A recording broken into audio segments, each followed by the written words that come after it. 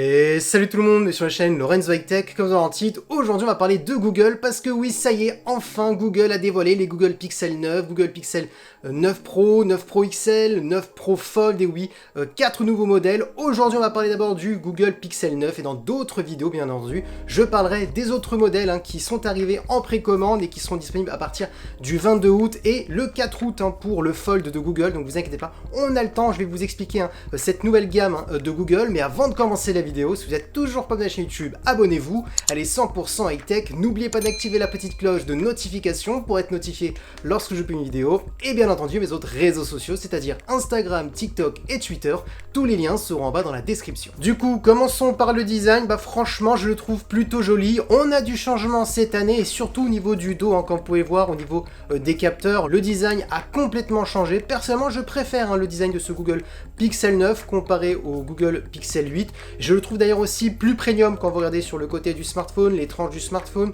la face avant, donc voilà, là on est vraiment sur du haut de gamme de Google, et pourtant ce n'est pas le plus premium, parce que oui, les plus premium sont encore un petit peu plus jolis, même s'il n'y a pas de gros changements entre le 9 et le 9 Pro en termes de design. Donc voilà, dites-moi ce que vous en pensez en commentaire. On va tout de suite attaquer maintenant les caractéristiques de la face avant. On a une diagonale de 6,3 pouces avec une très bonne résolution Full HD+, accompagnée par une technologie d'écran OLED et accompagnée par un taux de rafraîchissement de 100 Hz. Alors par contre attention, on est sur un 100 Hz adaptatif compris entre 60 Hz et 120 Hz. On n'est pas sur une dalle LTPO tout simplement, ça sera plutôt pour les versions Pro, mais dans une prochaine vidéo je vous parlerai du Google Pixel 9 Pro et 9 Pro XL. Donc on est quand même sur un bon écran, mais ça sera pas le meilleur taux de rafraîchissement par rapport aux autres smartphones de Google. Ensuite, concernant la luminosité, Google aurait annoncé sur ce Google Pixel 9 un pic max lumineux de 2700 nits, donc on serait sur un écran qui serait très lumineux.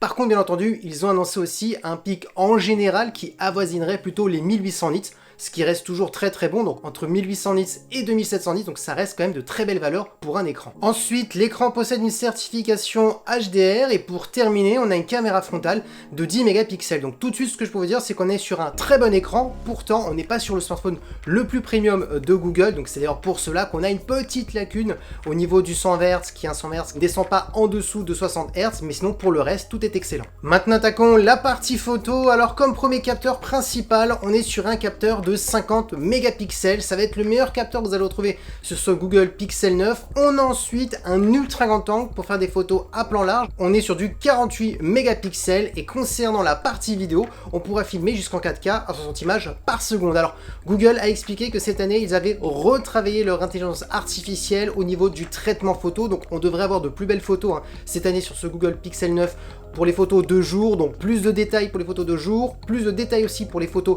de nuit. Si vous vous posez la question quelle est la différence entre le Google Pixel 8 et 9 de cette année, c'est au niveau de l'ultra grand angle. On était sur un simple capteur de 12 mégapixels l'année dernière, là on est passé sur un capteur de 48 mégapixels pour avoir plus de détails. Donc en niveau matériel, c'est ça la grosse nouveauté, mais après la grande nouveauté au niveau de la photo, c'est aussi au niveau du software, donc c'est-à-dire au niveau du logiciel, tout ce qui est traitement photo et intelligence artificielle. Et bien entendu, sur ce Google Pixel 9, on n'a pas de téléobjectif, mais bien entendu, Google a expliqué qu'avec l'intelligence artificielle, on pourrait avoir un zoom x2 qui serait aussi bon comme si on avait un téléobjectif. Donc c'est vrai que ça s'est plutôt avéré, plutôt bon sur les anciens Google Pixel, donc c'est vrai que l'IA fait du bon travail. Et ils expliqueraient aussi qu'on pourrait aller jusqu'à du x8 en ayant une qualité plutôt correcte, donc ça reste à voir. Maintenant voilà, ce qu'on peut avoir déjà du x2 avec de l'IA, c'est quand même plutôt pas mal, parce que c'est vrai que ça s'est avéré plutôt bon sur les anciens Google Pixel. Jusqu'à du x8, j'irai pas jusqu'à là quand même, ça reste pour ma part du marketing. Donc voilà, pour les personnes qui se posent la question, est-ce que on peut avoir quand même zoomé avec ce smartphone sans perdre trop en qualité? Oui, jusqu'à x2 sans aucun souci. Au-delà, là par contre, on va sentir qu'on est sur un zoom numérique. Maintenant, ça reste quand même dans la globalité un très bon smartphone, en sachant que ce n'est pas le plus premium chez Google. Maintenant, parlons de performance. Alors on a 12 Go de RAM accompagné du nouveau processeur de Google, c'est-à-dire le Tensor G4 qui succède au G3. Alors selon les benchmarks, ce G4 serait juste 20% un peu plus performant par rapport au G3, donc oui, ça ne sera pas encore une foudre de guerre, mais Google l'a jamais caché, ils se sont toujours dit que eux, ils travaillent énormément tout ce qui est IA au niveau de la photo, IA au niveau de la gestion du smartphone, donc ils estiment qu'on n'a pas besoin d'avoir d'énormes performances comme les concurrents, comme les iPhones, les Samsung et j'en passe, les derniers Xiaomi, tout simplement simplement parce qu'on n'a pas besoin d'autant de performance. C'est un petit peu l'image que donne souvent Google. Moi personnellement, je pense juste qu'ils n'arrivent pas encore à aller à la hauteur de ses concurrents. C'est pour ça qu'ils donnent cet exemple. Ça reste mon avis parce qu'on l'a très bien vu dans les derniers tests des anciens Google Pixel 8, 8 Pro, que tout ce qui est jeux comme Call of Duty Mobile ou Genshin Impact, dès que vous élevez un petit peu les graphismes dans les jeux vidéo,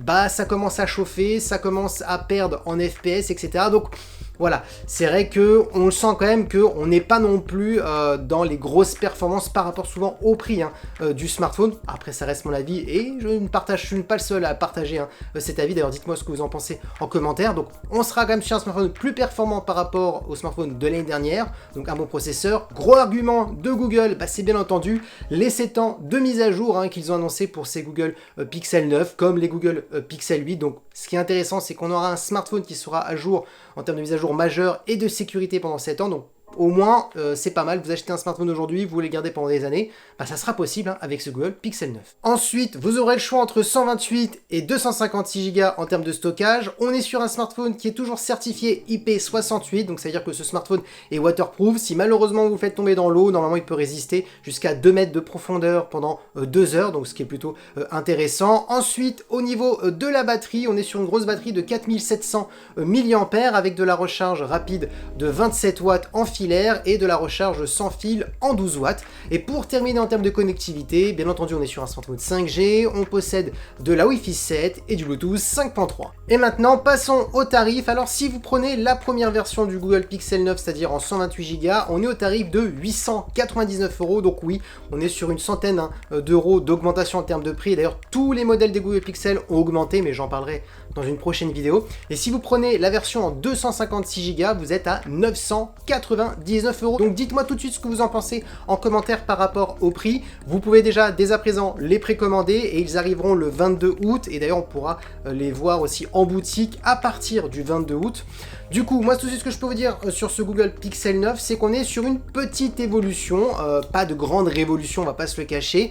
Donc si vous voulez les petites différences entre le Google Pixel 8 et Pixel 9, j'ai pris des petites notes. Donc la petite différence déjà c'est au niveau de l'écran, on était sur du 6,2 pouces l'année dernière, là on est sur du 6,3, donc ils ont un petit peu peaufiné les contours de l'écran de ce Google Pixel 9 pour gagner un peu plus de surface au niveau de l'écran, donc ça c'est intéressant et moins de bordure.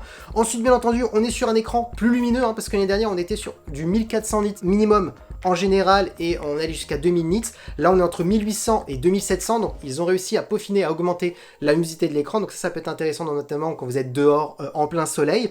Ensuite bien entendu c'est le capteur photo, l'ultra grand angle qui était de 12 mégapixels qui passe à 48 mégapixels et bien entendu c'était aussi oui au niveau du processeur, le processeur G4 qui sera plus performant que le G3. Donc voici les nouveautés, donc ça fait quand même pas mal de petites nouveautés qui permettent d'améliorer ce Google Pixel 9 comparé au Google Pixel 8.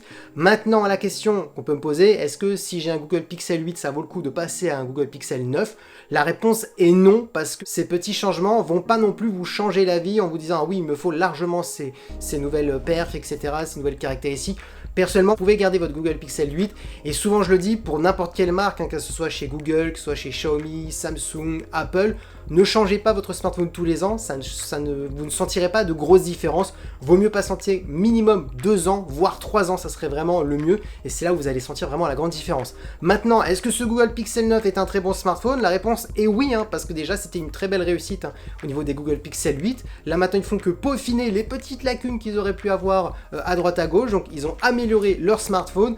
Maintenant le seul petit hic c'est juste l'augmentation des prix, parce que oui, ce qui différenciait à l'époque Google par rapport aux concurrents, c'était leur prix qui était intéressant. On avait des bons smartphones au niveau de la photo pour des prix plutôt intéressants comparés aux concurrents, chose maintenant que c'est plus trop le cas. Les prix ont vachement augmenté et leur processeur n'est pas à la hauteur des concurrents au même prix, donc c'est le petit moins que je donne. Et d'ailleurs si vous regardez d'autres vidéos de youtubeurs ou journalistes, souvent ils sont plutôt d'accord avec ce que je dis. Donc dites-moi ce que vous en pensez en commentaire. Est-ce que les prix ne seraient pas peut-être un peu trop élevés par rapport aux performances données par rapport à leur processeur? Et voilà, la vidéo est terminée sur ce Google Pixel 9. J'espère que la vidéo vous a plu. Si c'est le cas, n'oubliez pas le petit pouce like, de vous abonner sur cette chaîne YouTube et d'activer la petite cloche de notification pour être notifié lorsque je publie une vidéo. Et bien entendu mes autres réseaux sociaux, c'est-à-dire Instagram, TikTok et Twitter. Tous les liens seront en bas dans la description et maintenant je vous dis à très bientôt.